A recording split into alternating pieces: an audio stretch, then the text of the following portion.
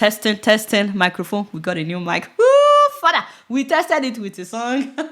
Thank you so much for the compliments. But today is about me and my Ghanaian people. Charlie, move closer. Where are you? Let's start by giving a shout out to the president of Ghana, who decided to make the first year of all public tertiary institutions free. FREE, as in every tertiary institution, nursing school or polytechnic or university. So they are calling it the no fee stress policy. And they even refunded all the first year students at all public tertiary institutions, those that have already paid. Isn't that wonderful? Hopefully they will eventually make all levels free, not just the first year. Now, as expected, the students were celebrating everywhere on campus. So a lot of videos of Ghanaian hostels surfaced on social media where the students were dancing. And for some reason, some Nigerians now decided to zoom into those videos.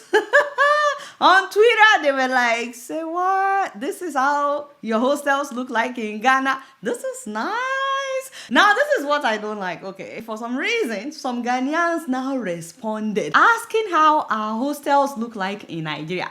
And before we could even say, Pam, they Googled. And for some wicked reasons, they decided to zoom into the not so good ones, as if we don't have good ones. And can you imagine these Ghanaians focusing on the negative? Haba. In fact, they were making videos about the hostels of Nigerian public tertiary institutions, dragging us online. And just because of a hostel, some of them even have the liver to say that we are not the giant of Africa. Can you imagine? Can you imagine? One of them said that Nigerians went crazy when we saw their hostels in Ghana. We did not go crazy. We did not go crazy. We did. You know what is this? Take this thing down before I open my eyes. Take it down. Which one are you? Are you Nigerian or you are Ghanaian? Why are you siding with the Ghanaians to do this evil thing? Showing how the hostels at some of our public institutions look like. Where is the fear of God? Charlie, if you want to expose our Yansh, not in front of Ghanaians, maybe in front of Cameroonians or Senegalese, but not in front of Ghanaians. We are rivals. And Nigeria, no, they carry last. No Ghanaian is going to employ you for. Where was I? Sorry, my people. Sorry, Nigerians. I did not know that he was exposing our Yansh like that. We may have some dilapidated hostels. I know. But we also have nice ones now. University of Jos has nice buildings now. Nice hostels. This is where you are supposed to show. Now you suddenly forgot your job. This is... Yes, where was I? Nigerian law schools, they have nice hostels now in Yola, in Abuja, in Enugu, and so on and so. There are so many, plenty.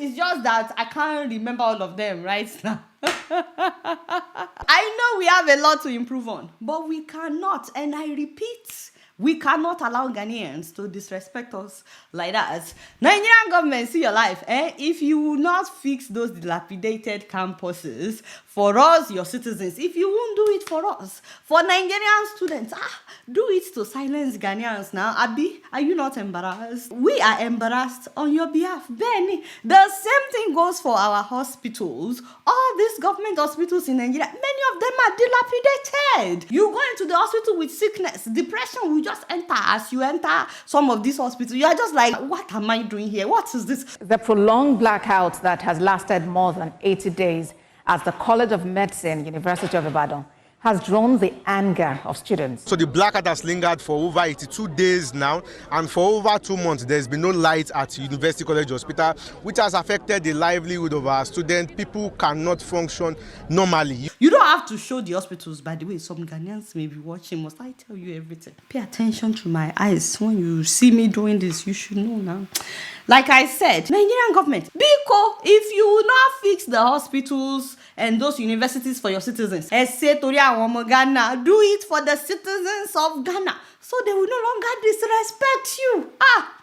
Now, speaking of disrespect, guys, move closer.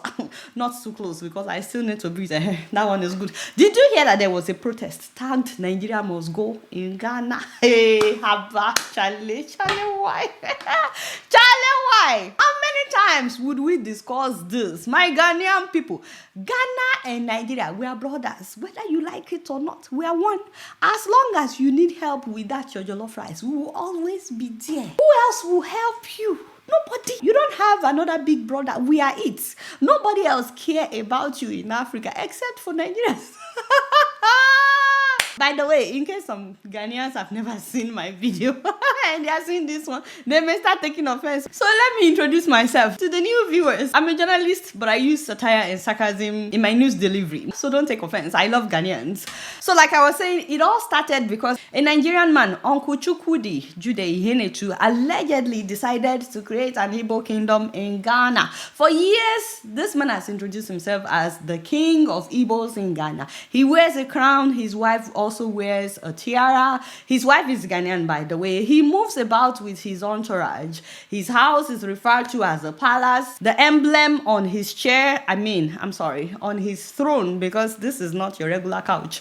The emblem says the seal of His Royal Majesty, the Eze Ndigbo of Ghana. Even the pillow says the same thing. Every year, this man holds the New Yam Festival in Ghana, inviting a lot of people from Nigeria, from his town, to come and attend the festival in Ghana. So some Ghanaians are not happy about that. They are saying that this man is trying to create an Igbo kingdom in Ghana. And then he released a video that he had acquired about 50 acres of land to build an Igbo village in Ghana. But I'm creating Igbo village, which has never happened in the history of the world among the Igbos in the world. As I'm talking to you, I've acquired 50 acres of land. That is 250 plus of land along the Flower Road. That is at Old Ningo area. But along that road, it's right on the road. I acquired 250 plus of land. My reason of acquiring this land is to build Igbo village in Ghana. So that got Ghanaians upset. They said that it's against the law for a foreigner to come into their country and create a kingdom in their country. They said that you can be the chief of the Igbo community or the chief of the Yoruba community, but not a king. But the thing to keep in mind is Igbos don't have kings. Traditionally, they have chiefs. He uses the word Eze Ndigbo. Eze means king, but Igbos don't actually have kings in Nigeria. So the protest actually started with them saying that Igbos must leave because of this king. Then it became Nigerians must leave Ghana. So there has been mixed reactions, right? Some people are saying that he hasn't done anything wrong, that this could actually be a tourist attraction in Ghana, just like they have the Igbo village in Virginia here in the US. So they have the Igbo village in Virginia where they showcase Igbo culture. They hold events there, like every summer they will showcase the Igbo culture and so on. It's a tourist attraction. And they also have the Yoruba village in South Carolina here in the US as well. It's called Oyotunji, and it was actually established by African Americans who want to reconnect with their roots in Nigeria. They have their own king. They speak Yoruba at this village in South Carolina. Hey, Cabo, welcome to Oyotunji. Yes, indeed, welcome to Oyotunji. They practice Yoruba culture and everything. They had their own king. Unfortunately, the king was killed last year by his sister. They had some kind of heated argument and she stabbed him after the heated argument. But the Yoruba village is still there. It's a tourist attraction. But then you have those who are saying that what the man did was wrong, that he went too far trying to establish an Igbo kingdom in Ghana. However, during an interview, this man said that he never referred to himself as a king and that he's not trying to create a kingdom in Ghana. I'm not a king. Okay. I am Igbo Ghana, the chief of Igbo community in Ghana, the leader of Igbo community in our culture and tradition. Emanating from your palace, as you call it, or it's from the bloggers? It's from the bloggers. So you have never called yourself king before? King of the Igbo people in Ghana? No.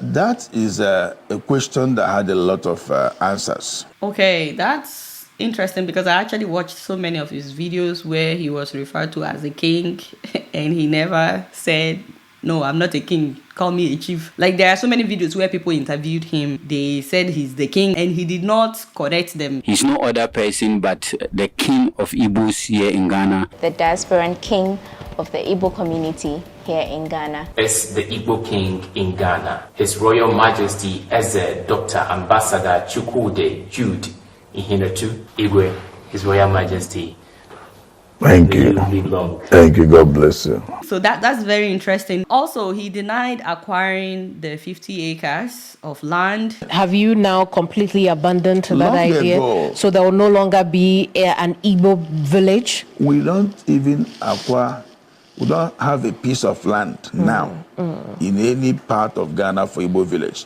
We even forget about that dream. We'll continue with our businesses. Okay, that's also interesting because he was actually the one in the video saying that he acquired the land. So maybe he was just thinking about acquiring the land. But you know, all that aside, basically, that was what started the protest. But for some reason, some Ghanaians now decided to include all of Nigeria. And I'm like, where is that coming from? Why will you hate on every Nigerian, calling us criminals, ritualists, blaming us for every bad thing that has ever happened in Ghana? Haba, where is that coming from? If this man breaks the law, deal with him. Don't make this about all Nigerians. Because this is not the first time that some Ghanaians, not all, but some Ghanaians who hate on Nigerians in Ghana. There was a time that Nigerian retailers, Nigerian business owners were targeted. Business owners were attacked. Shops were closed down. We have to be careful not to see foreigners as our problem, especially in Africa, where we've already been divided. It's not a coincidence that you have some people that speak Hausa in Ghana. You have some people that speak Yoruba in Ghana.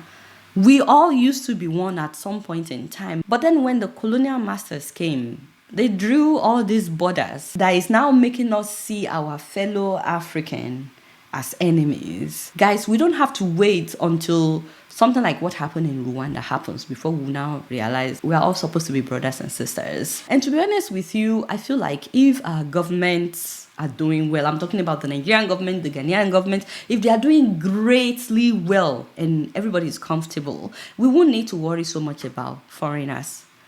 I'm not saying that your government is not trying, but if young people in both countries are easily getting jobs, every Ghanaian is making good money, every Nigerian is making good money, there's security everywhere, health insurance is working seamlessly, all the roads are tarred, we all enjoy running water, we all enjoy stable electricity. If you have no problem really, then we won't worry so much about foreigners among us. I feel like it's usually when things are not great that people start blaming the foreigners amongst them. So Nigerian government, I know you sent minister to go and talk to them, but seriously, what else are you waiting for? They talk about Nigerians must go in Ghana. They talk about Nigerians must go in South Africa. Nigerian citizens are facing all kinds of unnecessary hardship across the world because you are not doing what you should be doing. You are not fixing the country. See, I'm not saying that people will not travel. Yes, people will always travel. But if you fix the country, maybe Uncle Chukwudi, for example,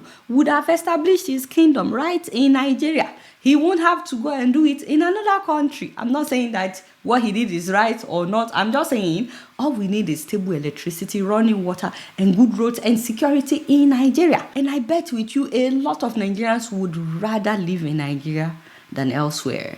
Again, if you don't want to fix the country for us, do it for the Ghanaians, so they will no longer say Nigeria must go. Now, speaking of Ghana, one of the people that signed up for the Agile Leadership Training has gotten a job with a Canadian company. This woman lives in Ghana and now she has a remote job in Canada. See, I'm not allowed to tell you how much she makes because her village people may be watching.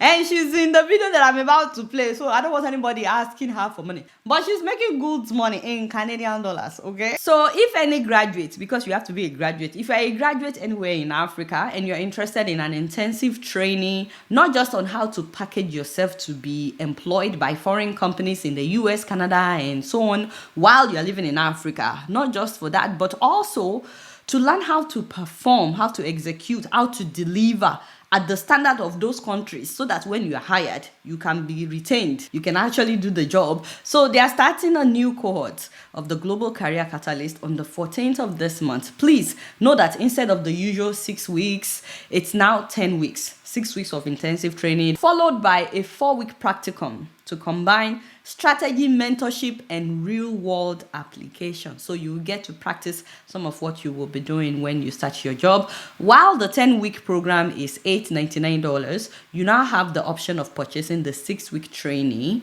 The only difference is the 6-week training doesn't include live sessions. This is pre-recorded for you to go through it at your own pace. The 6 weeks is $399, but the best part is if you use the promo code Adeola 2025, you will get 15% off of whichever plan you choose. Global Career Catalyst Program. Wow, I give it to you. Is a whole lot of package put together.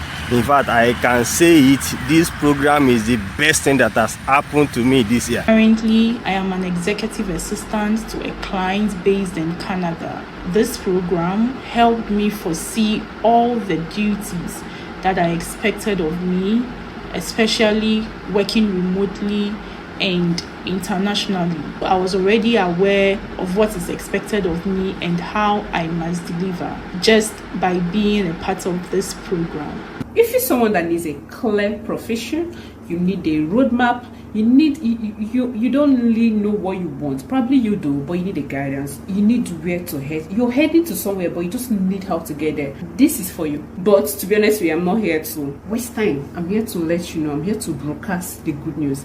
And I want you to experience what I'm experiencing that's making me feel the way I'm feeling today. Don't forget to subscribe, guys. Alright, y'all, it's Miri and I'm keeping you up in here. Don't forget to follow me on Facebook, Twitter, Instagram, and TikTok. Until next time, I must see you all. Yeah. Peace out.